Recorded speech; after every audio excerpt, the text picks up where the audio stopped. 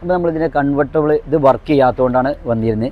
ഇതിൻ്റെ ഓരോ വർക്കുകളിലാണ് ഇപ്പോൾ നമ്മളിത് ചെയ്തുകൊണ്ടിരിക്കുകയാണ്. അപ്പോൾ അതേപോലെ ഇതിൻ്റെ ഹൈഡ്രോളിക് പമ്പാണിത്. ഹൈഡ്രോളിക് പമ്പ് നമ്മളിത് മാറിക്കഴിഞ്ഞു.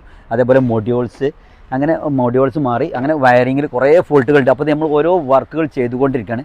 ഇതിപ്പോൾ ഏകദേശം ഇപ്പോൾ വർക്കിംഗ് ആണ്. സെൻസേഴ്സ് കംപ്ലൈൻറ്റ് ആയിരുന്നു. സെൻസേഴ്സ് വരുന്നത് പറഞ്ഞാൽ ഇതാ ഇവിടെ ഒരെണ്ണം ഇതാ വരുന്നത്.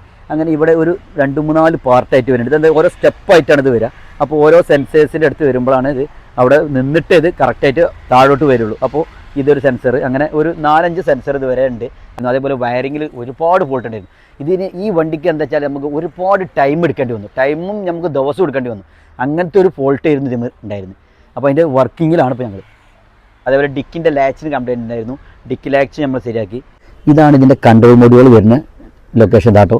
അതേപോലെ ഈ ഹൈഡ്രോളിക് പമ്പ് വരുന്നത് ഇതിനകത്ത് ഇതാ ഇവിടെയാണ് വരുന്നത്. കുറച്ച് ഉള്ളിലായിട്ടാണ് വരുന്നത് ഹൈഡ്രോളിക് പമ്പ്.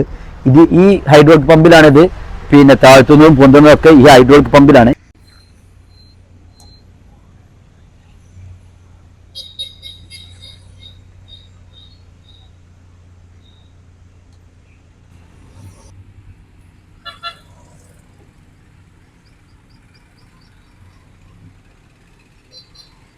അപ്പോൾ നമ്മളിതിൻ്റെ റൂഫിൻ്റെ വർക്ക് എടുത്തിരുന്നു. അപ്പോൾ നിങ്ങൾക്ക് 2-3 ദിവസം നമ്മളിപ്പോൾ ട്രയലിൽ തന്നു. നിങ്ങൾ വർക്ക് ചെയ്ത് എന്താ നിങ്ങളുടെ അഭിപ്രായം? നമ്മളെ വർക്കിനെ പറ്റിയുള്ള അതിൻ്റെ എന്ത് കംപ്ലൈൻറ്റ് ഉണ്ടെങ്കിലും പറഞ്ഞോളൂ. അതിൻ്റെ നമ്മൾ എടുത്തതിൽ എന്തെങ്കിലും ഫോൾട്ട് ഉണ്ടെങ്കിലോ എന്താണെന്നൊക്കെ ഉണ്ട് പറഞ്ഞു. ഇല്ല, കംപ്ലൈൻസ് ഒന്നും ഇല്ല. വർക്ക് ഉഷാറായിട്ടുണ്ട്. ഉഷാറായിട്ടല്ലേ? അടിപൊളിയായിട്ടുണ്ട്. വർക്ക് ചെയ്യാനായിട്ട് കുറേ കഷ്ടപ്പെട്ടു. ഹാപ്പി. ആരെയും കിട്ടിയില്ല വർക്ക് ചെയ്യാൻ. അതെല്ലാം ഉഷാറായതാണ്. ഉഷാറായല്ലേ? Okay, thank U.